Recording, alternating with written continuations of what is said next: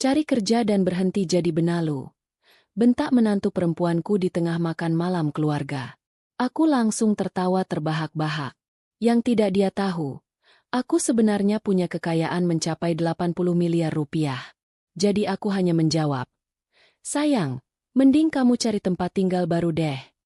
Si cerewet itu benar-benar terpukul ketika. Sebelum mulai jangan lupa untuk menekan tombol like dan subscribe. Ikuti ceritaku sampai akhir dan komen dari mana kota tempat sahabat menonton agar aku bisa tahu sejauh mana ceritaku telah sampai. Namaku Sulastri, dan selama 3 tahun terakhir, aku menjalani hidup yang bukan sepenuhnya milikku. Aku tinggal di sebuah rumah peta kecil di pinggiran Bekasi, mengenakan daster lusuh yang sama, berjalan kaki ke warung dekat rumah untuk membeli sayur seadanya. Dan tak pernah menampakkan bahwa aku dulunya adalah istri dari seorang pengusaha sukses di bidang properti dan kontraktor, mendiang suamiku, Pak Hendra. Selama 3 tahun itu, aku membiarkan semua orang percaya bahwa aku hanya seorang janda tua yang hidup dalam kesederhanaan dan ketergantungan. Aku melakukannya bukan karena aku tidak punya pilihan, tapi karena aku butuh waktu. Aku butuh ruang. Dan aku butuh kejujuran, bukan dari diriku sendiri, tapi dari orang-orang yang mengelilingiku.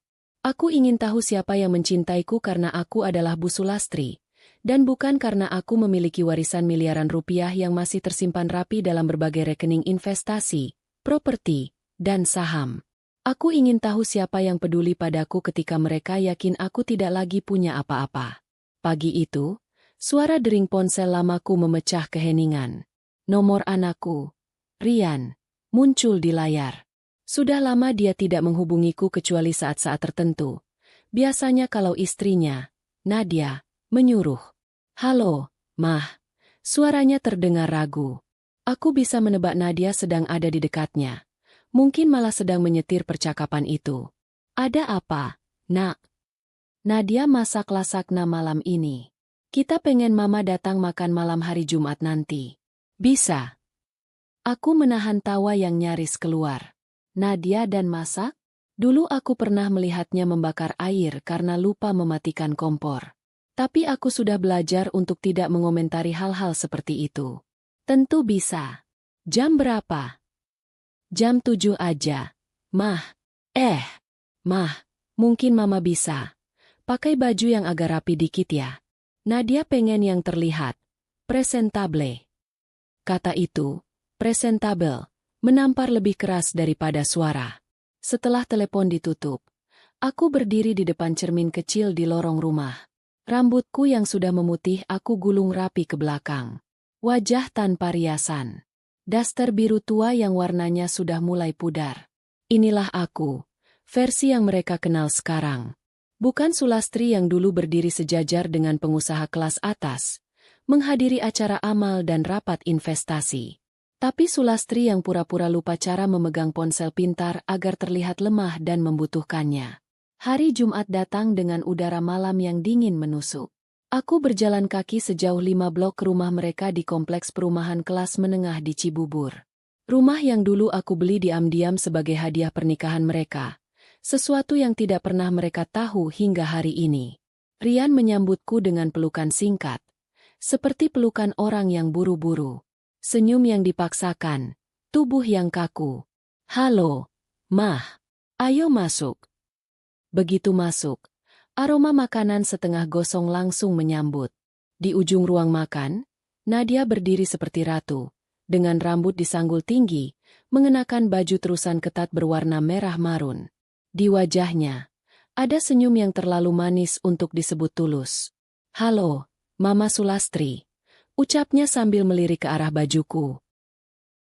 "Selamat datang di rumah kami. Maaf kalau agak berantakan." Aku tersenyum ramah. "Terima kasih, Nak Nadia." Ruang makan mereka tertata mewah. Piring dan gelas kristal yang biasanya hanya dipakai saat ada tamu penting kini memenuhi meja. Tapi aku segera menyadari, tempat dudukku berbeda. Piringnya tidak serasi, garpunya bengkok sedikit. Gelasnya pun tak sama. Detail kecil, tapi sangat berarti. "Silakan duduk, Mah. Di sini, ya." Ujar Rian sambil menunjuk kursi paling ujung meja, agak menjauh dari mereka berdua. Aku duduk tanpa berkata apapun. Nadia menyajikan lasagna, dengan gerakan tangan berlebihan seperti juru masak di acara TV. Semoga Mama suka. Ini resep keluarga dari eyang buyut saya. Aku menyendok sedikit. Rasanya terlalu asin, dan bagian pinggirannya keras. Tapi aku tersenyum. Enak sekali, kataku. Percakapan selama makan malam berjalan canggung. Rian bicara soal kantornya di bidang digital marketing. Aku tahu dia sedang frustrasi karena tidak dipromosikan. Tapi dia menyembunyikannya dengan baik. Nadia lebih banyak bicara. Bercerita tentang kelas yoga. Tentang rencana beli sofa baru karena sofa lama sudah tidak kekinian. Furnitur itu investasi, Mama, katanya. Kalau rumah mau terlihat mewah, ya kita harus siap keluar uang. Aku mengangguk pelan. Aku ingat saat membeli sofa itu dulu. Nadia sampai menangis bahagia karena katanya desainnya sempurna. Dan kemudian, tibalah percakapan ke topik sebenarnya. Mah, sebenarnya kita mau bicara, ujar Rian sambil meletakkan sendoknya. Nadia bersandar ke depan. Ekspresinya berubah menjadi serius. Kami khawatir dengan kondisi Mama, katanya dengan nada suara yang dibuat terdengar peduli. Tinggal sendiri di rumah sempit, gak punya mobil, belanja di pasar tradisional. Mama perlu bantuan. Aku baik-baik saja, jawabku. Nadia tersenyum, tipis. Mah, ini bukan soal baik-baik saja. Ini soal kemandirian. Harga diri. Masa Mama mau terus-menerus mengandalkan kami? Mungkin. Mama bisa mulai cari pekerjaan. Umur 64 itu masih muda. Banyak loh yang kerja jadi penjaga toko. Atau di supermarket. Indomaret mungkin. Aku terdiam. Aku tahu ini akan datang. Aku menatap wajah menantuku. Penuh percaya diri, penuh arogansi. Perempuan yang hidup di rumah yang tidak ia beli. Makan dari meja yang aku biayai. Dan berani memberitahuku tentang harga diri. Aku menatapnya dalam-dalam. Untuk pertama kalinya dalam 3 tahun, aku membiarkan dia melihat secercah dari siapa aku sebenarnya. Nadia, ucapku tenang. Mulai besok, kau cari tempat tinggal baru. Apa? Nadia terlonjak. Aku berdiri perlahan. Suasana jadi tegang. Terima kasih untuk makan malamnya. Lasagnanya, sesuai ekspektasi, kataku sambil melangkah ke pintu. Rian terlihat kebingungan. Matanya menatapku seperti sedang berusaha mengingat siapa aku sebenarnya. Saat aku membuka pintu, aku menoleh ke arah mereka. Nadia berdiri mematung. Rian terlihat gelisah. Oh, satu hal lagi, Nadia, ucapku. Soal pekerjaan di Indomaret. Mungkin kau yang harus mulai perbarui CV-mu. Lalu aku menutup pintu dan berjalan pulang, sambil menahan senyum yang nyaris pecah di wajahku. 3 hari setelah makan malam itu, Rian menelepon. Panggilan masuk ke ponsel lamaku saat aku sedang duduk di teras rumah kontrakan kecilku, menyeruput kopi hitam buatan sendiri dan mengamati langit sore Bekasi yang mulai berubah jingga. Aku sudah menunggu telepon ini sejak aku keluar dari rumah mereka dengan tenang dan memberikan kalimat yang Nadia tidak akan pernah lupakan. Mah, suara Rian terdengar hati-hati, seperti seseorang yang sedang menginjak pecahan kaca. Kita bisa bicara. Tentu. Mau datang ke rumah Mama. Hening panjang. Dalam 3 tahun ini, Rian tidak pernah sekalipun menginjakan kaki di tempat ini. Bahkan waktu aku pindahan pun, ia hanya mengirim pesan, bukan tenaga. Iya. Aku ke sana sejam lagi. Aku menghela napas pelan setelah menutup telepon. Hari ini akhirnya datang juga. Hari di mana anakku akan melihat sendiri seperti apa kehidupanku. Atau setidaknya, kehidupan yang dia pikir aku jalani. Aku berdiri dan mulai menyiapkan rumah. Bukan merapikan, tapi menyiapkan. Aku menyembunyikan dokumen keuangan dan map-map penting ke dalam laci tersembunyi di bawah tempat tidur. Aku mengeluarkan teko kecil terbaikku dari lemari dapur, bersihkan cangkir porselen hadiah dari almarhum Hendra, dan menyeduh kopi Arabica mahal yang aku simpan khusus untuk tamu penting, terutama tamu seperti anak kandungku sendiri, yang telah lama terasing oleh pengaruh istrinya. Aku berganti pakaian, tetap sederhana, tapi bersih dan rapi. Aku tak ingin menyambutnya dengan daster luntur seperti biasanya. Aku ingin menunjukkan rasa hormat. Bukan karena aku lemah, tapi karena hari ini aku ingin bicara dari hati ke hati. 1 jam kemudian, suara ketukan pelan terdengar dari pintu. Aku membukanya, dan di sana Rian berdiri, berwajah lelah, rambutnya acak-acakan, dan ada bayang-bayang keraguan di matanya. "Masuklah," kataku, menggeser daun pintu. Ia melangkah masuk dan langsung memindai seisi rumah. Matanya menelusuri ruangan mungil ini, meja makan yang hanya muat 2 orang, rak buku dengan buku-buku lama, kursi tua yang pernah dicat ulang, dan 1 foto besar Hendra di dinding dengan bingkai sederhana. "Rumah Mama, kecil, ya," katanya akhirnya. Aku tersenyum samar. "Atau kamu mau bilang sempit? Atau sedih? Pilih saja kata yang paling pas." Ia mengangguk pelan, lalu duduk. "Maaf." Aku menuangkan kopi ke dalam 2 cangkir dan duduk di seberangnya. Kami saling diam selama beberapa detik. "Aku ingin tahu, Mah, hari Jumat itu, Mama bilang sesuatu yang bikin Nadia ketakutan. Apa maksudnya Mama bilang dia harus cari tempat tinggal baru?" Aku memandang mata anakku. Mata yang dulu selalu berbinar saat ia kecil. Mata yang pernah berlari padaku dengan bunga rumput liar di tangan, berkata bahwa aku adalah ibu paling cantik di dunia. "Mama hanya bilang yang seharusnya sudah Mama katakan sejak lama," jawabku. Rian menghela napas. "Tapi Mah, Nadia bukan orang jahat." Aku mendongak. "Oh, ya? Boleh Mama tanya sesuatu?" "Apa?" "Selama 3 tahun ini, kapan terakhir kali dia bertanya apakah Mama bahagia? Bukan apakah Mama punya uang, bukan apakah Mama butuh bantuan, tapi apakah Mama bahagia?" Ia terdiam. "Kapan terakhir kali kalian mengundang Mama bukan karena ada maksud? Kapan terakhir kalian menelepon hanya untuk menanyakan kabar Mama? Bukan karena Nadia minta ditemani belanja atau mau cerita tentang rencana beli gorden baru?" Aku nggak sadar. "Mah, Nadia memang keras. Tapi dia sayang keluarga. Atau mungkin dia hanya sayang pada kemewahan yang dia kira datang dari kalian." Rian menggigit bibirnya. "Aku tidak pernah minta apa-apa dari kalian. Tidak 1 rupiah pun sejak papa kamu meninggal. Tapi Nadia selalu bicara seolah-olah Mama ini beban."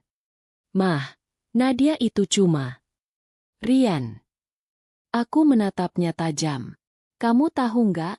Yang kamu anggap rumah kalian itu, Mama yang beli. Mama yang urus surat-suratnya. Mama yang bayar cicilannya tiap bulan lewat manajemen properti atas nama orang lain." Dia terdiam. Mulutnya sedikit terbuka. Matanya membelalak. "Apa?" "Itu rumah Mama. Kalian tinggal di situ karena Mama ingin kamu punya tempat tinggal yang layak saat menikah. Tapi kalian hidup seolah-olah kalian yang susah payah mewujudkannya. Dan Mama dibiarkan duduk di ujung meja dengan piring tak serasi, seolah Mama ini orang luar." Rian bersandar di kursi, menunduk, lalu menutup wajah dengan kedua telapak tangannya. "Kenapa Mama nggak bilang dari awal?" "Karena Mama perlu tahu. Apakah anak Mama masih anak Mama? Atau apakah kamu sudah berubah menjadi laki-laki yang tidak bisa membedakan cinta sejati dengan manipulasi?" Ia menegakkan badan. Wajahnya penuh kesedihan. "Itu nggak adil, Mah. Mungkin. Tapi cinta yang sehat bukan hanya menerima apa adanya, tapi juga jujur menghadapi kenyataan." Hening. Aku berdiri dan berjalan ke rak buku. Di sana, di balik deretan novel tua, aku mengambil map coklat besar. Aku kembali duduk, membukanya, dan menyodorkannya ke arah Rian. "Apa ini?" "Semua kebenaran. Rekening, investasi, surat tanah, akta rumah. Jumlah total kekayaan Mama sekarang, lebih dari 70 miliar rupiah." Rian terdiam. Tangannya gemetar saat membuka lembar demi lembar. Angka-angka di rekening mengerdilkan gajinya yang bertahun-tahun dikumpulkan. Sertifikat tanah, properti di Bandung, Yogyakarta, hingga Lombok. Nama Sulastri tertulis di semua lembaran. Mama selama ini pura-pura miskin. Kenapa? Karena Mama perlu tahu siapa yang mencintai Mama saat mereka kira Mama tidak punya apa-apa. Wajah Rian seperti tertampar kenyataan. Laki-laki itu adalah anakku, darah dagingku, tapi selama 3 tahun, dia memilih membiarkan istrinya menghinaku, membentuk jarak, dan perlahan mengikis kasih sayang di antara kami. Apa yang terjadi sekarang, Mah? Aku menatap mata anakku, mencari sisa-sisa dirinya yang dulu. Sekarang, kamu punya pilihan. Mau terus membela istrimu dan menutup mata, atau mau membuka mata dan melihat siapa yang sebenarnya ada di sampingmu selama ini. Rian menatapku lama. Aku butuh waktu, Mah. Aku mengangguk. Ambil waktumu. Tapi jangan terlalu lama. Karena kadang, waktu bisa mengambil semuanya sebelum kamu siap kehilangan. Ia mengangguk pelan, dan kami pun duduk diam, hanya ditemani suara detak jam tua di dinding. 3 hari setelah pertemuanku dengan Rian, telepon rumahku berdering pada pagi yang tenang.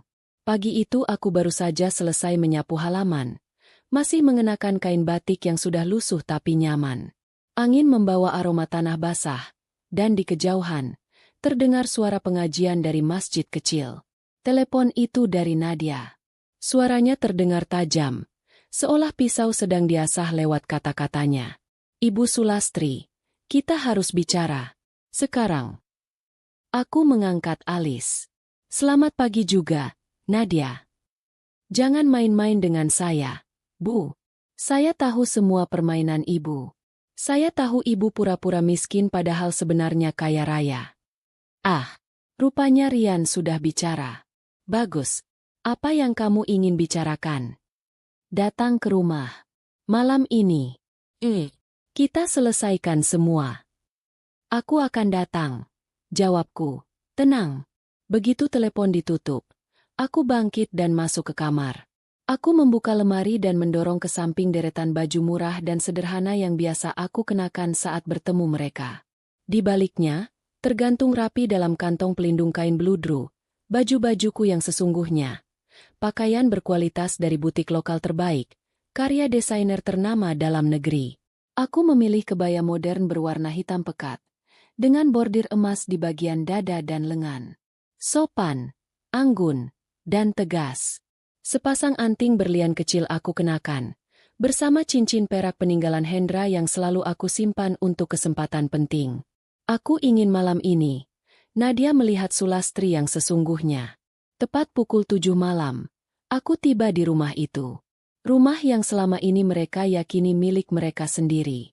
Tapi hari ini, aku berdiri di depannya bukan sebagai tamu yang harus disambut, melainkan sebagai pemilik yang datang menagih penghormatan.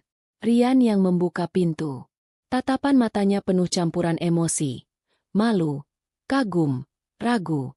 Mama kelihatan beda. Ini justru Sulastri yang sesungguhnya, Nak. Jawabku sambil melangkah masuk.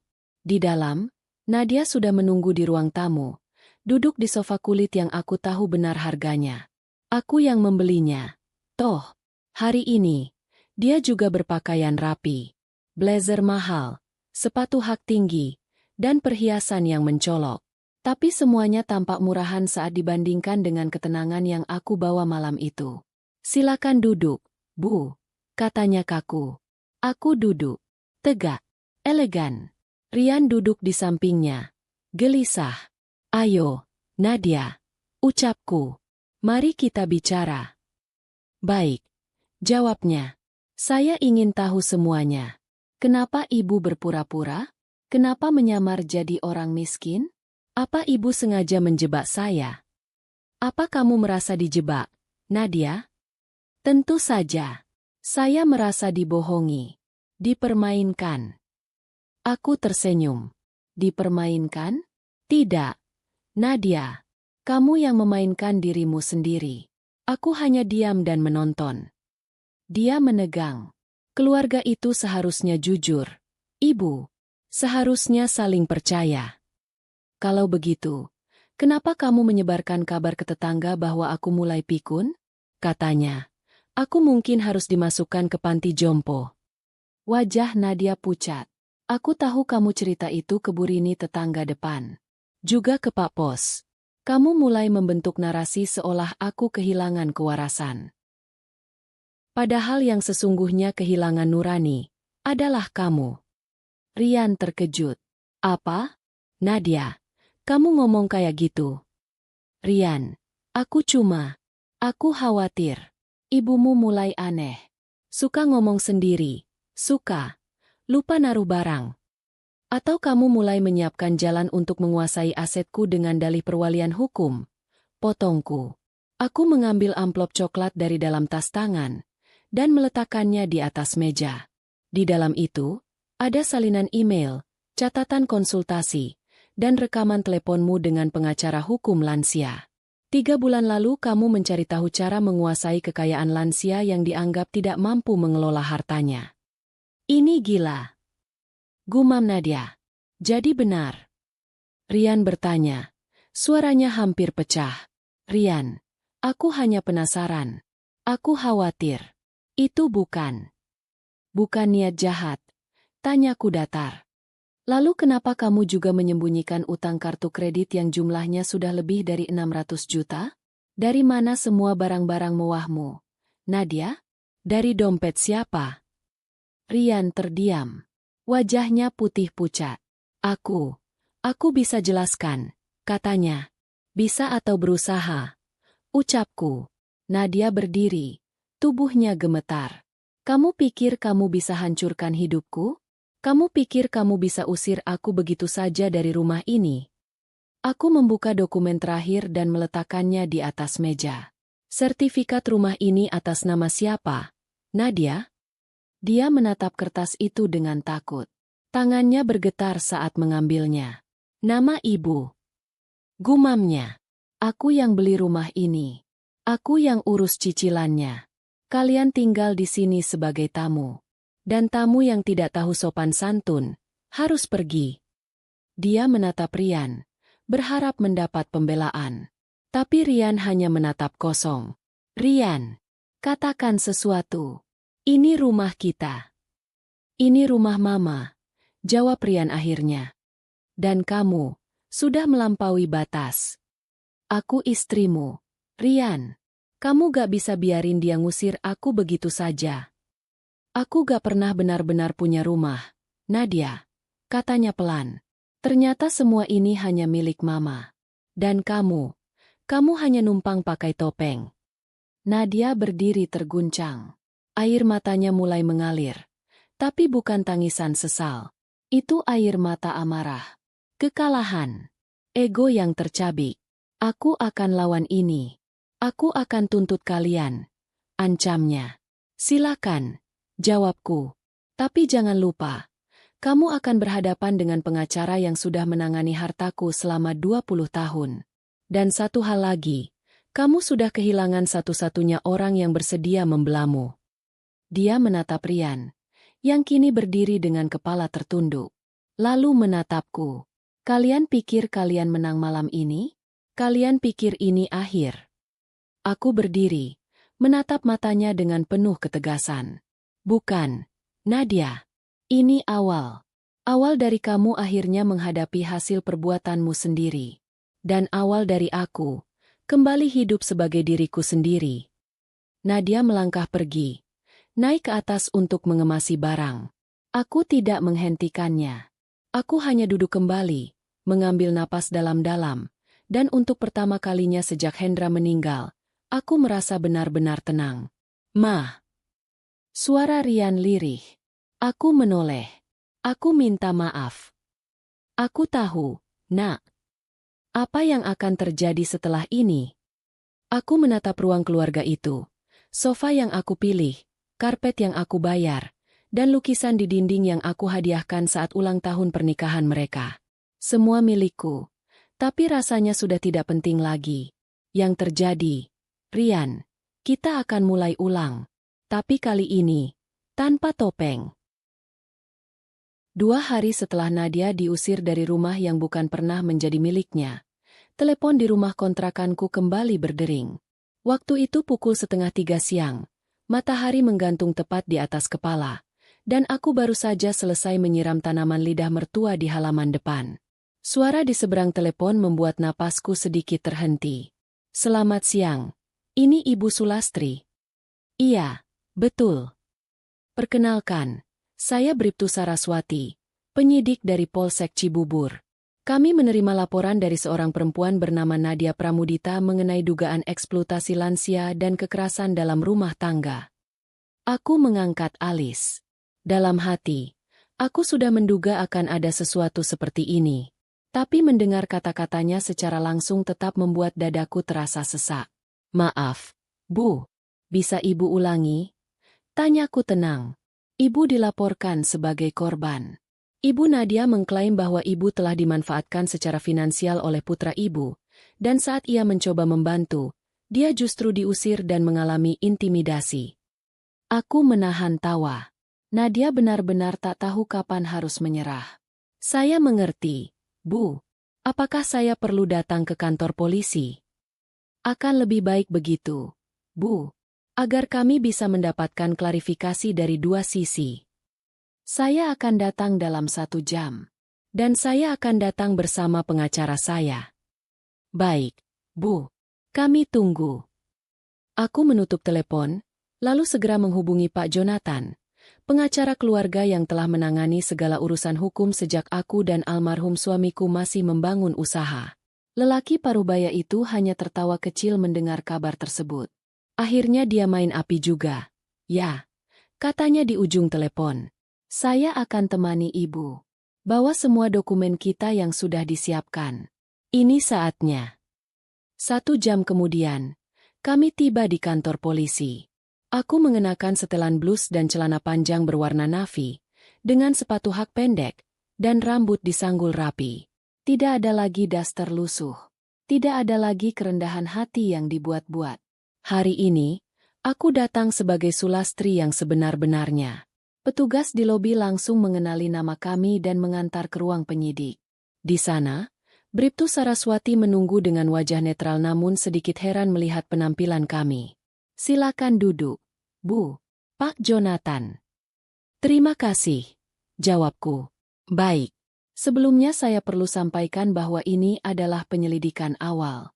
Laporan yang kami terima menyatakan bahwa Ibu mengalami perampasan kendali atas aset dan kehidupan pribadi, dan bahwa ada kemungkinan tekanan psikologis dari pihak keluarga, khususnya putra Ibu, terhadap Ibu dan pelapor. Apakah Nadia menyebutkan bukti? Tanya Jonathan. Iya, ada beberapa dokumen dan foto. Saraswati membuka map berisi beberapa foto cetak rumah kontrakanku dari luar. Diambil secara diam-diam. Bahkan ada satu gambar aku tengah berjalan kaki menuju pasar. Dia bilang Ibu tinggal dalam kondisi memprihatinkan. Sendirian, tanpa kendaraan, memakai pakaian lusuh. Aku tersenyum kecil. Itu semua benar.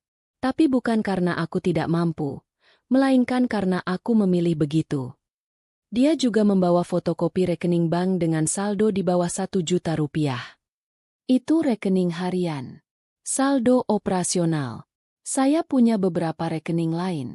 Silakan lihat dokumen-dokumen ini. Aku membuka map besar yang sudah aku siapkan. Isi lengkap. Rekening koran dari bank swasta dan luar negeri, kepemilikan properti, investasi saham, hingga akta-akta tanah. Mata Bribtu Saraswati membelalak pelan saat melihat angkanya. Ibu, ini sangat besar jumlahnya. Ya, total kekayaan saya sekitar 75 miliar. Semua sah, semua terdaftar. Saya bisa buktikan semua sumbernya. Jonathan menambahkan, dan tidak ada satupun transaksi yang menunjukkan pemaksaan dari anak Ibu. Tidak ada penarikan mencurigakan, tidak ada penipuan, tidak ada eksploitasi. Semua ini bisa kami pertanggungjawabkan. Apa Ibu yakin Nadia tidak tahu tentang kekayaan ini sebelumnya? Dia mengira saya sudah miskin. Maka dia menyusun rencana untuk menciptakan narasi bahwa saya pikun, agar bisa menguasai aset saya lewat jalur hukum. Aku mengeluarkan dokumen terakhir. Salinan konsultasi hukum Nadia dengan pengacara lansia. Ini rekaman email dan transkrip konsultasi dia dengan seorang pengacara, yang saya selidiki secara legal. Dia bertanya bagaimana caranya mendapat kekuasaan atas harta saya. Dia menyebut saya sebagai orang tua bingung yang perlu dikendalikan. Saraswati membaca cepat transkrip itu. Matanya makin tegang setiap halaman berganti. Kalau semua ini benar, maka laporan yang dia buat adalah fitnah. Fitnah yang disengaja, timpal Jonathan. Dan kami meminta agar Nadia Pramudita segera diperiksa, karena ini sudah masuk ranah pidana, laporan palsu dan percobaan manipulasi hukum. Saraswati menutup mapnya dan menghela napas. Saya akan bicarakan dengan atasan dan bagian reskrim. Tapi saya yakin kami akan naikkan ini jadi kasus.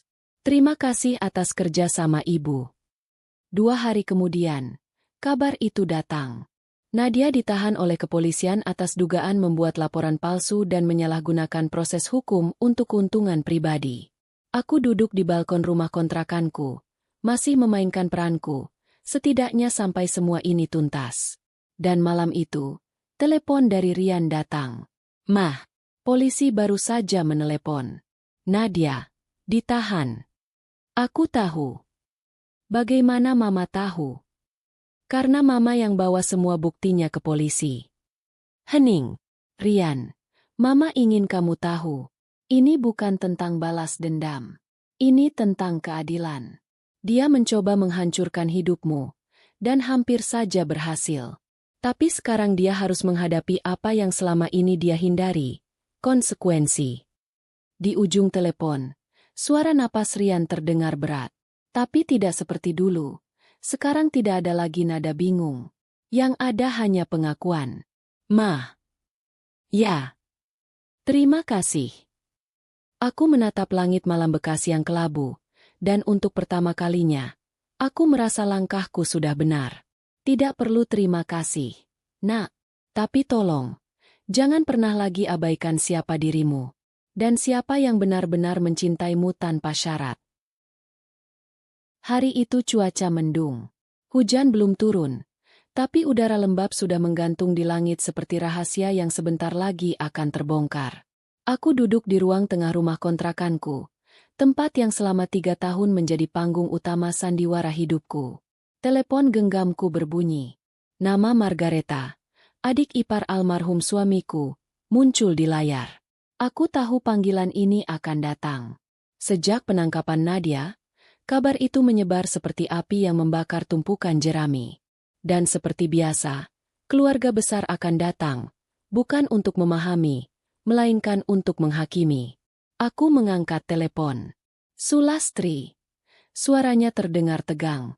"Apa yang terjadi denganmu?"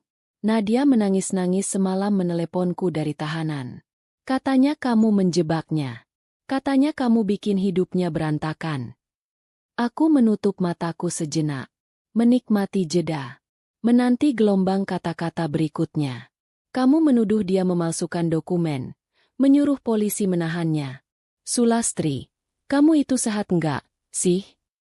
Apakah Nadia juga bilang dia mau masukkan aku ke rumah sakit jiwa?" Tanyaku tenang. Margareta terdiam. Apakah dia cerita tentang pengacara yang dia datangi diam-diam? Tentang bagaimana dia menyusun narasi bahwa aku sudah pikun supaya bisa ambil alih asetku? Kamu bohong. Apakah aku juga bohong tentang utang ratusan juta yang dia sembunyikan dari Rian? Atau tentang laporan polisi palsu yang dia buat agar kami terlihat kejam dan kasar? Dia cuma ingin menolongmu. Menolong? Dengan menyebarkan gosip ke tetangga bahwa aku sudah tidak waras? Dengan berusaha menguasai rumah yang bukan miliknya? Dengan membuat laporan palsu ke polisi? Dia bilang kamu manipulatif. Kamu mempermainkan semuanya demi menyakiti dia. Aku menarik napas panjang. Margareta, kau tahu aku lebih dari separuh hidupmu. Apa kau pikir aku sanggup melakukan semua itu tanpa alasan?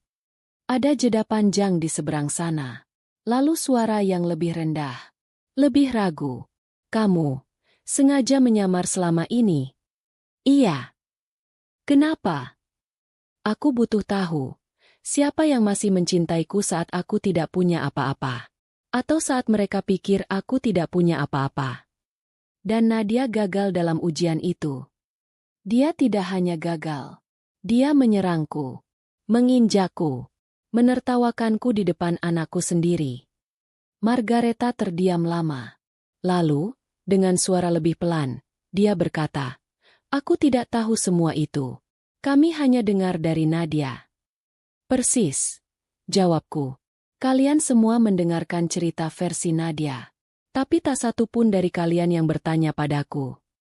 Hari-hari berikutnya teleponku tidak berhenti berbunyi.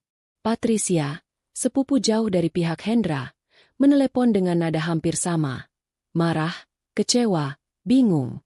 Lalu David, keponakanku yang pernah aku bantu lunasi biaya kuliahnya di Bandung, menelepon dengan suara profesional tapi menekan. "Tante Sulastri, aku dan beberapa anggota keluarga merasa perlu bicara. Banyak yang khawatir dengan kondisi mental Tante. Kami sedang mempertimbangkan untuk bicara dengan pihak berwenang." Pihak berwenang. Kalau memang ada gejala, ya, kami tidak bisa diam saja. "David," aku berkata lembut, "siapa yang membayar semester akhirmu saat ayahmu bangkrut? Siapa yang biayai pernikahan adikmu? Dan siapa yang lunasi pengobatan kanker ibumu saat BPJS tidak menanggung?" Ia terdiam. Napasnya terdengar di ujung sambungan. "Itu bukan relevan." "Itu sangat relevan. Karena orang yang kamu tuduh mulai tidak waras adalah orang yang pernah menyelamatkan keluargamu." Aku menutup telepon sebelum ia sempat membalas. Satu sore, sekitar seminggu setelah Nadia ditahan, Rian menelpon lagi. "Mah, kita bisa ketemu." "Di mana?" "Di kafe biasa, yang dekat taman kota." 1 jam kemudian, kami duduk berseberangan di dalam kafe kecil yang sepi. Dia terlihat lebih rapi, tapi matanya lelah. "Dia masih di tahanan," katanya pelan. Aku mengangguk. Dia terus bilang ke semua orang bahwa Mama mempermainkannya. Bahwa semua ini adalah balas dendam. Dia upload status-status yang membuat Mama seolah monster. Aku mengambil ponsel dari tas, menyerahkan padanya foto-foto tangkapan layar dari media sosial Nadia. Status penuh sindiran, fitnah, dan permainan emosi. Ketika orang yang kamu cintai ternyata berpura-pura selama ini. Pengkhianatan paling menyakitkan adalah dari keluarga sendiri. Doakan aku kuat menghadapi fitnah dari perempuan tua yang seharusnya sudah pensiun dari hidup. Rian membacanya satu persatu. Ekspresinya mengeras. "Dan lihat ini," kataku sambil menunjukkan catatan investigasi yang disiapkan oleh Jonathan. Rekam jejak pencarian Nadia tentang cara mempercepat proses perwalian. Bagaimana menciptakan kondisi agar orang tua dianggap tidak layak secara mental. "Mah, dia benar-benar mau menghancurkan hidup kita." "Ya," jawabku pelan. "Tapi dia tidak sadar. Dalam prosesnya, dia sudah lebih dulu menghancurkan dirinya sendiri." Rian menunduk. Tangannya mengepal di atas meja. Aku hidup dalam kebohongan, Mah." "Tidak, Nak. Kamu hanya tertidur terlalu lama. Tapi sekarang kamu bangun. Kenapa Mama nggak bilang dari awal? Aku perlu tahu, apakah kamu tetap anak yang aku kenal? Atau kamu sudah jadi bayangan dari wanita yang hanya menginginkan harta?" Dia menatapku, penuh penyesalan. "Apa Mama masih bisa percaya padaku?" Aku tersenyum. "Kepercayaan bisa retak, tapi tidak harus pecah. Asal kamu mau memperbaikinya." Dia mengangguk. "Aku mau memperbaiki semuanya, Mah, tapi aku butuh bantuan Mama. Aku merasa seperti hidupku kosong." "Kita mulai dari sekarang. Dari apa yang nyata. Dari yang jujur. Dan yang pertama." Aku menyodorkan map baru. "Ini akta rumah kalian. Tapi kali ini, aku akan serahkan kepemilikannya padamu. Bukan karena kamu berhak, tapi karena kamu siap menjaganya." Dia menatap map itu dengan mata membasah. "Mah." Aku menggenggam tangannya. "Tapi ingat, rumah itu bukan tentang bangunan. Rumah adalah tempat kamu menjadi laki-laki yang seharusnya kamu jadi. Tempat kamu mencintai, bukan dikendalikan. Tempat kamu jadi anakku kembali." Untuk pertama kalinya, Rian menangis di hadapanku. Seperti saat ia kecil terjatuh dari sepeda dan mendatangiku sambil membawa luka terbuka di lutut. "Mah, aku ingin pulang." Aku tersenyum. "Kamu sudah pulang, Nak?" Sudah hampir 2 minggu sejak penahanan Nadia. Rumah tempat dia dulu berjalan angkuh kini sunyi. Tak ada lagi suara ketikan sepatu hak tingginya di lantai marmer. Tak ada bau parfum menyengat yang biasa menyertai langkahnya. Rumah itu kini hanya dihuni oleh Rian, yang lebih sering menghabiskan waktunya di lantai atas, merenungi puing-puing dari kehidupan rumah tangga yang selama ini ia anggap utuh. Aku tidak sering datang ke sana. Bukan karena aku enggan, tapi karena aku tahu, rasa bersalah butuh ruang untuk menjadi kesadaran. Dan Rian sedang menjalani proses itu. Namun hari itu, dia mengajakku datang. Katanya, ada sesuatu yang harus aku lihat sendiri. Ketika aku tiba, rumah itu tampak rapi, tapi berbeda. Foto-foto pernikahan yang biasanya dipajang megah di dinding ruang tamu telah diturunkan. Tak ada lagi kesan, rumah pasangan muda sukses, seperti yang selalu Nadia proyeksikan. Semua berlebihan dan kepalsuan telah dikemas dalam kardus dan disimpan entah di mana. "Masuk, Mah," katanya sambil membukakan pintu. Aku melangkah masuk. Matahari sore menyelinap melalui tirai jendela dan menyinari lantai keramik yang mengilap. Aku bisa merasakan keheningan baru di rumah itu. Tapi bukan keheningan yang menakutkan. Justru keheningan yang memberi ruang untuk berpikir, untuk bernapas. Rian mengajakku duduk di meja makan. Di hadapanku sudah tersedia 2 cangkir teh dan tumpukan kertas di tengah meja. "Aku ingin Mama lihat ini," katanya sambil menyodorkan beberapa lembar. Aku mengambilnya. Foto-foto tangkapan layar dari media sosial Nadia. Kali ini berbeda. Banyak yang bilang, aku hanya wanita biasa yang terjebak dalam keluarga orang kaya yang kejam. Semua harta bisa direbut, tapi kebenaran tidak bisa disembunyikan selamanya. Jika kalian tahu apa yang sebenarnya terjadi, kalian pasti memihakku. Aku tidak butuh simpati. Aku butuh keadilan. Komentar-komentar di bawahnya penuh empati, dukungan, bahkan ajakan untuk membuat penggalangan dana. Beberapa menyebut aku sebagai mertua manipulatif, menyamakan tindakanku dengan gaslighting dan abuse. Salah satu akun bahkan membuat unggahan ulang dengan narasi, kisah tragis perempuan yang ditindas keluarga konglomerat.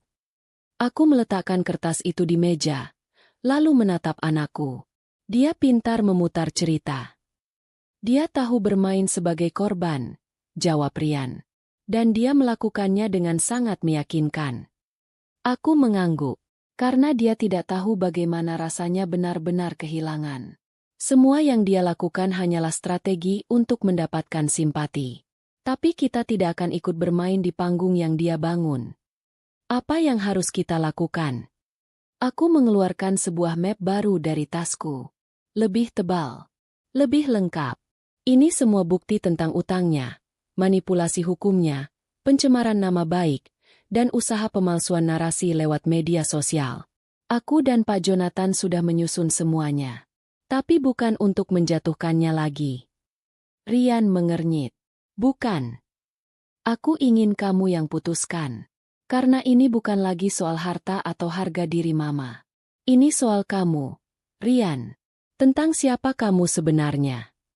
Dia terdiam, menunduk, lalu mengambil map itu dan membukanya perlahan. Lembar demi lembar ia baca. Matanya menyusuri setiap angka, setiap tanggal, setiap nama. Ini, semua bukti lengkap. Ya, cukup untuk menjadikannya menghadapi dakwaan tambahan.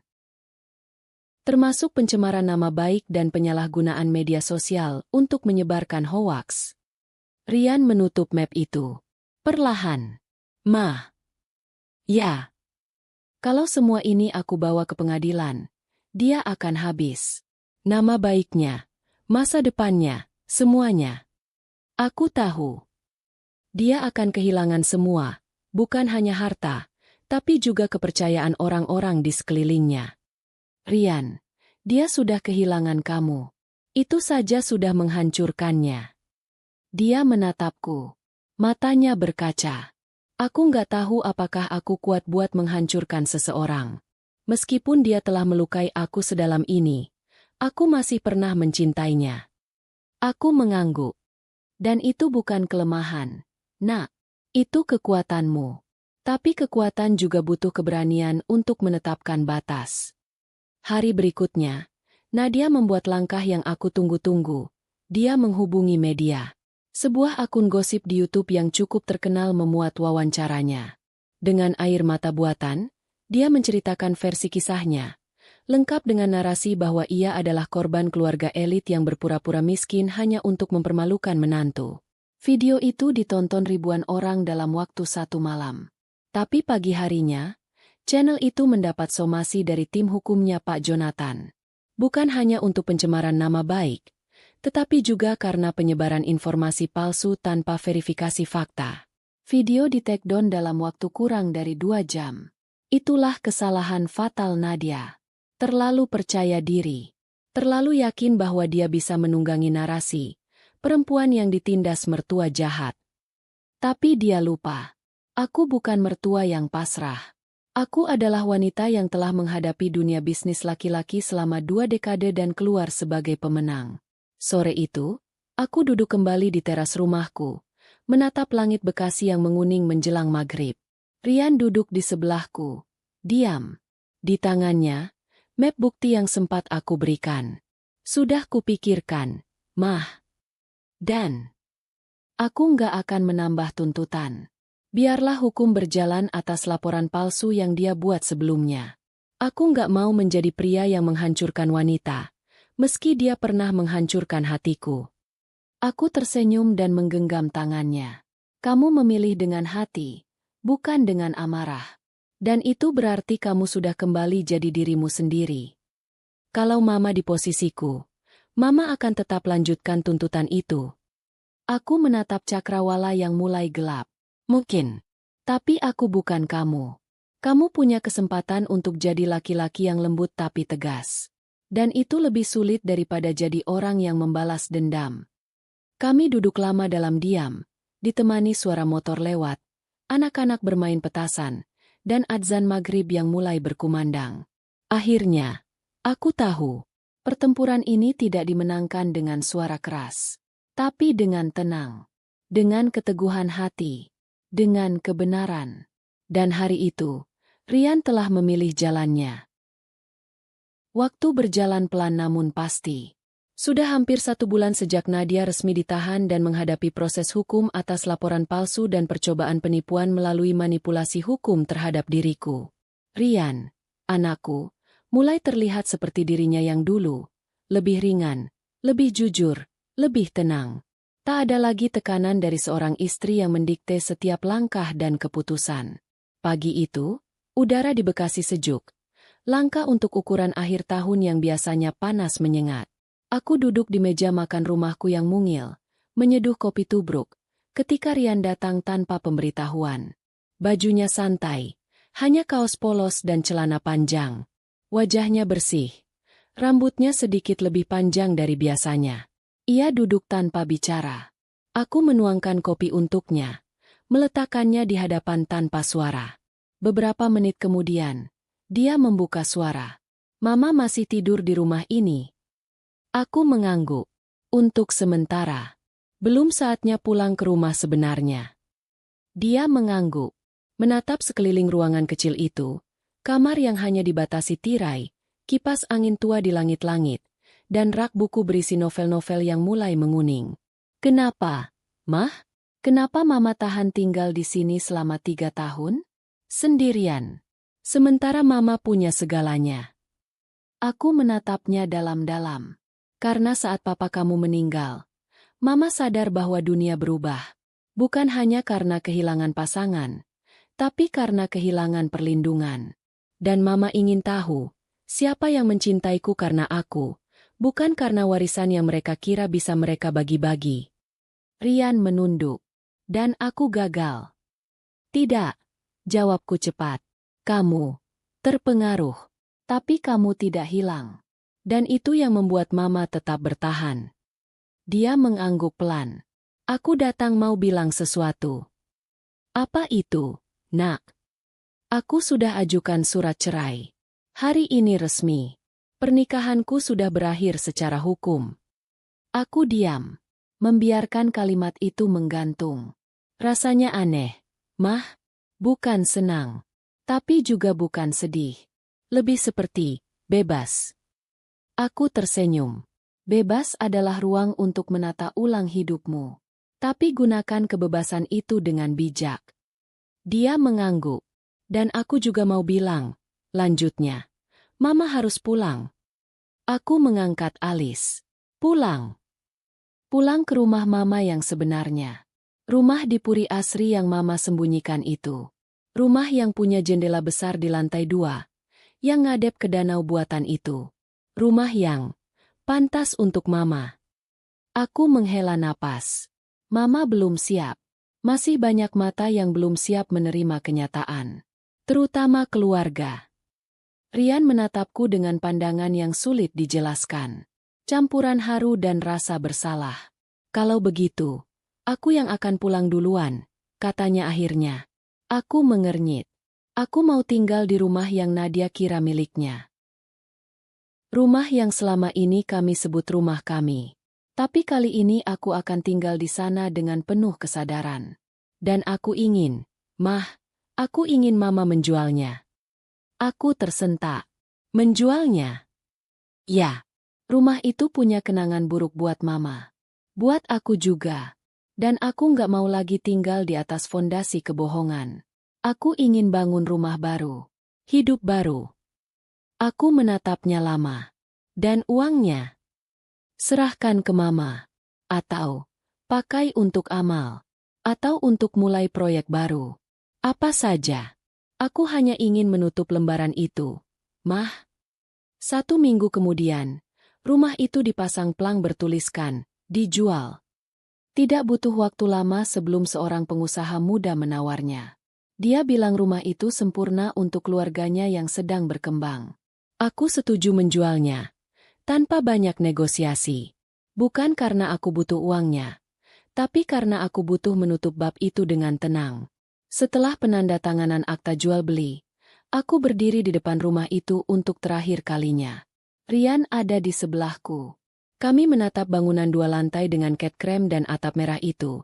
Rumah yang dulu dibeli dengan penuh cinta, tapi diisi oleh orang yang hanya tahu manipulasi. Kamu yakin tidak menyesal? Tanyaku. Sedikit. Jawabnya jujur. Tapi bukan karena rumah ini. Karena aku butuh waktu 3 tahun untuk melihat kebenaran.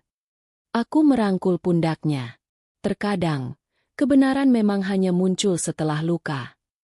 Kami masuk ke mobil, dan sebelum meninggalkan komplek itu, aku sempat menoleh sekali lagi. Bukan dengan nostalgia, tapi dengan rasa lega. Rumah itu tidak lagi menyimpan luka. Karena sekarang, luka itu sudah sembuh. Malam itu, Rian menginap di rumahku. Bukan karena dia tidak punya tempat tinggal, tapi karena katanya, dia ingin mendengar suara sendok dan piring Mama yang sedang menyiapkan sarapan pagi. Dan saat kami duduk di ruang tamu, menyesap teh jahe sambil menonton berita malam, ia berkata, Mah? Apa? Kalau besok Mama bangun dan sadar semua ini cuma mimpi, Mama masih akan pura-pura miskin. Aku tertawa kecil. Kalau besok Mama bangun dan ini semua hanya mimpi, Mama akan lebih jujur sejak awal. Tapi Mama juga tahu, kadang kita perlu pura-pura, agar orang menunjukkan siapa diri mereka sebenarnya. Dan kalau aku jatuh cinta lagi, aku menoleh pelan. Bawa dia ke Mama. Tapi kali ini, kita mulai tanpa sandiwara. Ia tersenyum. Deal. Aku menyandarkan kepala ke sandaran sofa, memejamkan mata, dan untuk pertama kalinya dalam 3 tahun, aku tidak lagi dihantui pikiran buruk saat tidur. Aku bebas. Anakku pun bebas. Rumah itu telah ditinggalkan, dan sekarang, kami siap membangun rumah baru, dalam hati yang lebih jujur, lebih dewasa, dan lebih penuh kasih. Pagi itu, aku duduk di balkon rumahku yang sesungguhnya, penthouse sederhana namun elegan di kawasan Kemang, Jakarta Selatan. Angin sejuk menerpa wajahku, menggerakkan tirai putih yang menggantung ringan di ambang pintu kaca. Dari lantai paling atas gedung itu, aku bisa melihat Jakarta mulai terbangun, suara klakson samar, sorotan sinar matahari yang mulai menembus sela gedung-gedung, dan suara langkah tergesa para pekerja di trotoar. Aku duduk dengan secangkir kopi di tangan dan selembar surat kabar di pangkuan. Namaku tidak disebut dalam berita hari ini, tapi artikel itu menyinggung secara halus tentang seorang perempuan yang menyingkap kebusukan keluarga sendiri demi kebenaran dan keadilan. Aku tahu itu tentangku. Mereka tidak perlu menuliskan nama Sulastri secara terang. Ponselku bergetar di meja. Notifikasi dari sistem keamanan rumahku muncul. Upaya panggilan masuk dari tahanan lapas wanita Cipinang. Namanya muncul di layar. Nadia Pramudita. Aku tidak mengangkat. Karena aku tahu, apapun yang dia ingin katakan, itu bukan permintaan maaf. Nadia tidak pernah tahu cara merendahkan hati. Bahkan dari balik jeruji, dia masih mencoba mengendalikan narasi. Beberapa menit kemudian, SMS masuk. Aku tahu kau menang. Tapi ini belum selesai. Aku akan bebas. Dan ketika itu terjadi, kau akan lihat siapa sebenarnya yang harus kalah. Aku meletakkan ponselku perlahan. Tidak dengan marah. Tidak juga dengan takut, melainkan dengan rasa iba yang tulus. Kasihan, batinku. Bahkan dalam keterpurukan, Nadia masih berpikir bahwa ini adalah perang yang bisa dimenangkan. Ku pergi ke kamar kerja. Di dalam lemari besi, tersimpan puluhan dokumen, rekening koran, investasi, surat properti, dan bukti percakapan digital antara Nadia dan pengacaranya dulu, semua tersusun rapi.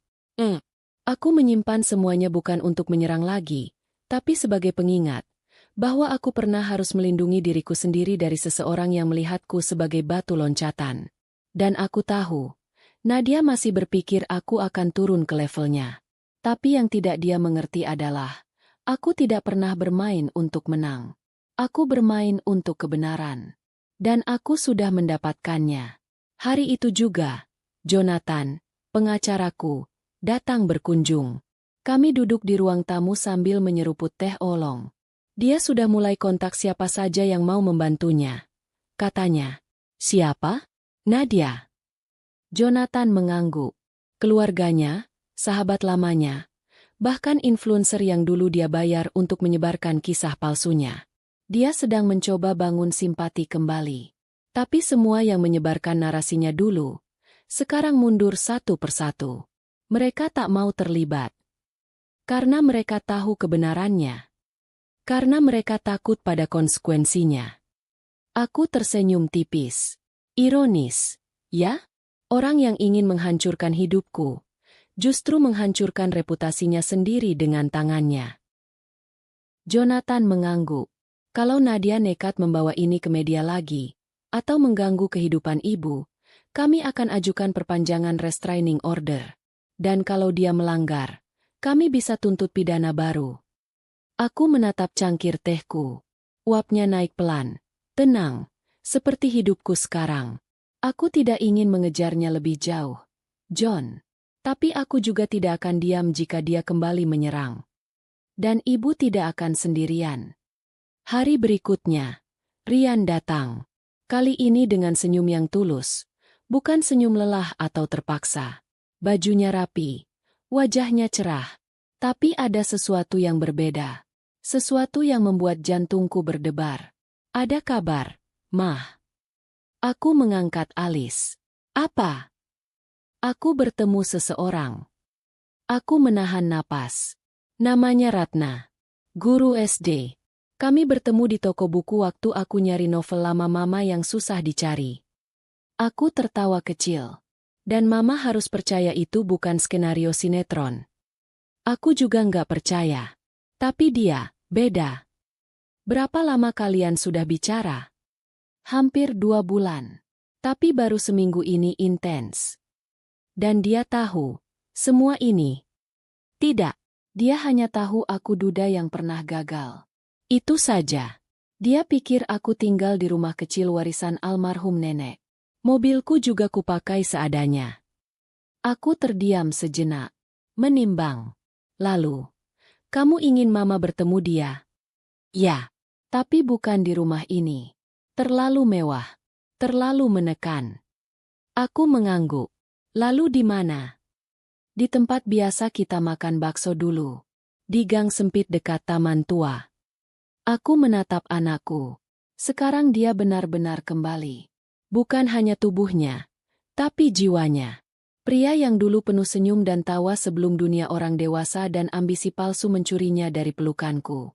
Baiklah, tapi Mama cuma mau bilang satu hal. Apa? Kalau dia menyakitimu seperti Nadia, Mama akan benar-benar pindah ke Eropa dan ganti nama jadi Bu Ratih. Rian tertawa terbahak-bahak, dan suaranya memenuhi ruang tamu seperti sinar matahari pertama setelah musim hujan. Deal. Tapi Mama harus janji. Kali ini, tidak ada penyamaran lagi. Aku mengangguk. Kali ini, Mama akan jadi Sulastri sejak awal. Malamnya, sebelum tidur, aku kembali berdiri di depan cermin. Menatap pantulan wajahku yang kini penuh dengan ketenangan. Tak ada lagi riasan palsu. Tak ada lagi air mata yang disembunyikan.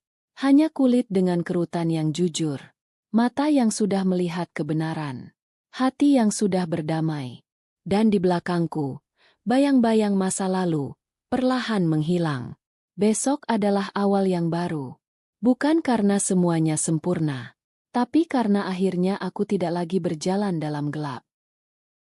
Hari Minggu sore, aku dan Rian tiba di sebuah warung bakso kecil yang dulu selalu kami kunjungi semasa dia masih kuliah.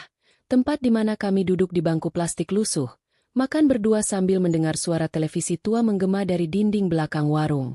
Di tempat inilah dulu aku sering mendengarnya bercerita soal kampus, tentang tugas-tugas beratnya, atau bahkan curhat soal cewek yang ia taksir diam-diam. Tempat itu kini terasa seperti jembatan waktu. Warung itu tidak banyak berubah. Masih sempit, masih ramai, tapi nyaman. Dan hari itu, satu meja di sudut dekat kipas angin rusak sudah dipesan oleh Rian. Dia sebentar lagi datang, Mah, ucapnya, gugup. Aku mengangguk pelan sambil menyeruput teh botol yang dinginnya sudah setengah mati melawan suhu Jakarta.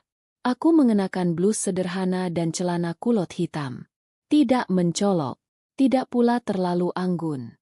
Aku datang sebagai Sulastri yang sesungguhnya, bukan pewaris kekayaan mendiang Hendra, bukan janda pintar yang diam-diam menguasai puluhan miliar, tapi hanya seorang ibu. Beberapa menit kemudian, seorang perempuan muda memasuki warung. Rambutnya hitam dikuncir sederhana, memakai kemeja kotak-kotak dan celana jeans yang disetrika rapi. Wajahnya bersih, langkahnya tenang. Matanya langsung mencari Rian dan tersenyum saat menemukannya. Ratna. Dia berjalan mendekat dan menunduk sopan ke arahku. Assalamualaikum, Bu. Waalaikumsalam, jawabku, sambil tersenyum.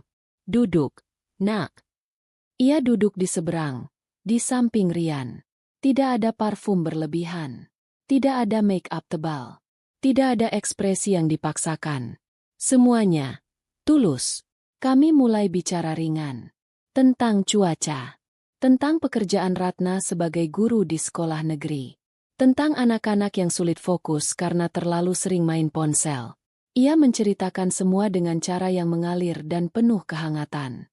Setiap kali ia menyebut anak-anak, sorot matanya berubah. Seperti sedang memeluk mereka. Bahkan saat hanya bercerita. Dan aku tahu, dalam hatiku yang terdalam, perempuan ini bukan aktris dalam panggung yang dibangun untuk mengejar warisan. Dia bahkan tidak tahu berapa banyak nol di rekeningku. Setelah setengah jam, aku bertanya, Ratna, kamu tahu siapa aku?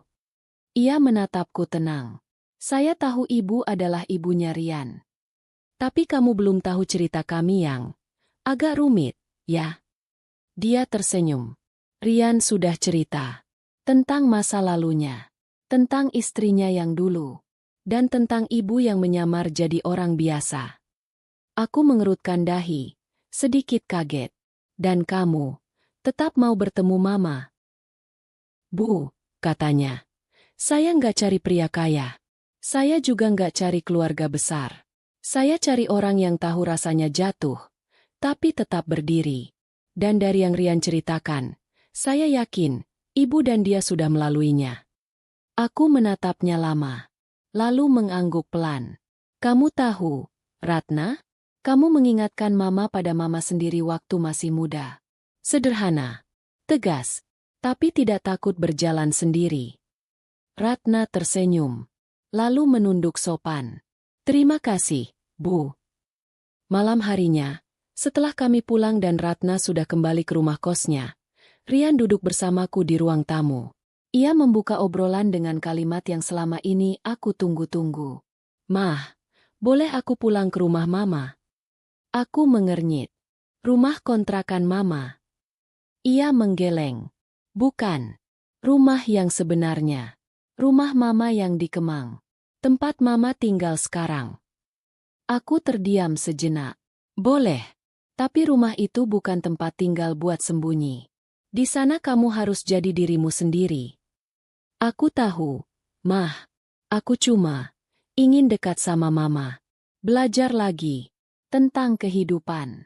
Tentang jujur. Tentang tenang. Aku tersenyum. Berarti kita harus ubah beberapa hal di rumah. Mulai dari meja makan. Ia tertawa pelan. Kenapa? Karena selama ini, kita terbiasa duduk di meja makan yang penuh basa-basi. Penuh piring mahal tapi tanpa rasa. Mulai sekarang, kita buat meja makan yang baru. Yang sederhana. Tapi penuh kejujuran. Dan esok harinya, kami benar-benar membongkar meja makan besar yang ada di rumahku. Diganti dengan meja kayu jati buatan pengrajin lokal. 6 kursi tanpa sandaran mahal. Tidak ada taplak rendah. Hanya tempat yang cukup untuk menaruh nasi, lauk, dan hati yang terbuka. Satu malam, saat aku hendak tidur, Rian mengetuk pintu kamarku. Mah, boleh masuk? Masuk, nak. Dia duduk di kursi dekat jendela. Mah, aku takut. Kalau nanti aku jatuh cinta lagi dan ternyata salah lagi. Aku tersenyum lembut. Cinta bukan tentang selalu benar, tapi tentang siapa yang bertahan saat salah. Dia mengangguk. Aku hanya ingin kali ini, rumahku dibangun dengan fondasi yang benar. Aku berdiri dan meraih tangan anakku. Maka jangan cari pasangan yang ingin memiliki rumahmu, Rian. Cari yang ingin membangunnya bersamamu. Dan malam itu, untuk pertama kalinya sejak lama, rumahku tak hanya dipenuhi diam yang tenang, tapi juga harapan yang hangat. Kami sudah menyiapkan meja makan baru. Sekarang tinggal menanti siapa yang akan duduk di sekelilingnya. Bukan karena kekayaan, tapi karena cinta. 3 bulan telah berlalu sejak terakhir kali aku melihat Nadia dari balik layar pengadilan. Ia duduk di kursi terdakwa, mengenakan seragam tahanan, masih dengan wajah tanpa penyesalan. Tapi hari ini, semua itu sudah jauh. Bukan lagi luka. Hanya bayang-bayang dari cerita lama yang akhirnya menemukan akhirnya sendiri. Pagi itu, aku duduk di taman kecil belakang rumah. Rumah yang dulu kusembunyikan dari dunia, kini menjadi ruang terbuka. Tidak ada lagi rahasia. Tidak ada lagi topeng. Di hadapanku, meja kayu jati yang dulu kami pilih bersama, aku dan Rian, telah berubah jadi tempat kumpul kecil yang hangat. Di sana ada Ratna, duduk di samping Rian, tertawa bersama sambil menyiapkan piring-piring berisi nasi uduk, ayam goreng, dan sambal terasi. Wajahnya cerah, matanya tenang. Dan aku tahu, perempuan itu bukan penutup cerita. Dia adalah awal yang baru. Ayo makan, Bu, kata Ratna sambil memanggilku. Saya masak sendiri. Tapi kalau kurang garam, jangan bilang di depan Riannya. Dia terlalu percaya diri jadi asisten dapur. Aku tertawa kecil. Tenang, nak. Saya sudah biasa makan rasa cinta. Garam itu bonus. Kami makan bersama di bawah langit Jakarta yang cerah. Tak ada pembicaraan soal masa lalu. Tak ada sindiran. Tak ada rasa bersalah. Hanya tawa. Dan bunyi sendok yang berdenting pelan di atas piring. Sore itu, aku duduk di kamar kerjaku, membuka album foto digital yang selama ini kusimpan dalam folder tersembunyi. Foto-foto Rian waktu kecil, Hendra dengan senyumnya yang hangat, Bahkan foto keluarga kami saat baru membeli rumah pertama, masih dengan kursi plastik pinjaman. Di folder lain, ada catatan harian yang sempat kutulis selama menyamar sebagai ibu mertua, miskin. Berisi semua rasa sakit, marah, kecewa, dan perasaan ingin menyerah. Tapi hari itu, aku menyalin semuanya ke satu file berjudul Tanpa Topeng, Kisah Sulastri yang Memilih Diam. Dan untuk pertama kalinya, aku berpikir untuk membaginya ke dunia. Bukan untuk membalas, tapi untuk mengingatkan bahwa kebaikan yang diam seringkali disalahpahami sebagai kelemahan. Tapi justru dalam diam itulah, seseorang menemukan kekuatannya. Beberapa minggu kemudian, rumah kami kedatangan tamu istimewa. Seorang anak perempuan kecil, mengenakan seragam SD, datang berlari sambil memeluk Ratna dari belakang. "Ibu Ratna," teriaknya. "Aku bawa PR. Boleh ngerjain di sini?" Aku melihat wajah Ratna yang bersinar, lalu menatap Rian yang langsung menyiapkan minuman dingin untuk anak itu. Ternyata, itu salah satu murid Ratna yang tinggal tidak jauh. Ibunya seorang buruh cuci. Ratna mengizinkan anak itu mengerjakan PR di rumah kami tiap sore. "Dia jago matematika, Mah," kata Ratna sambil tersenyum. "Tapi rumahnya bising. Jadi dia belajar di sini." Dan saat aku melihat anak itu duduk dengan serius di meja makan jati kami, tempat yang dulu menjadi simbol luka, aku sadar. Rumah ini akhirnya jadi tempat belajar. Bukan hanya bagi seorang anak kecil, tapi juga bagi kami semua. Tentang mencintai dengan cara yang jujur. Tentang hidup tanpa kepura-puraan. Tentang menerima luka tanpa harus menjadi luka itu sendiri. Beberapa tahun dari hari itu, aku akan menua lebih jauh. Rambutku akan memutih seluruhnya. Tubuhku akan melemah. Tapi satu hal yang tidak akan pernah berubah. Aku pernah disakiti. Tapi aku memilih sembuh. Aku pernah dibohongi. Tapi aku memilih jujur. Aku pernah dianggap tidak berharga. Tapi aku tahu, harga diri tidak ditentukan dari siapa yang menghina, tapi dari siapa yang tetap berdiri. Dan dalam diamku, dalam rencana yang disusun perlahan, dalam penderitaan yang kupeluk tanpa suara, aku menemukan satu hal yang paling berharga.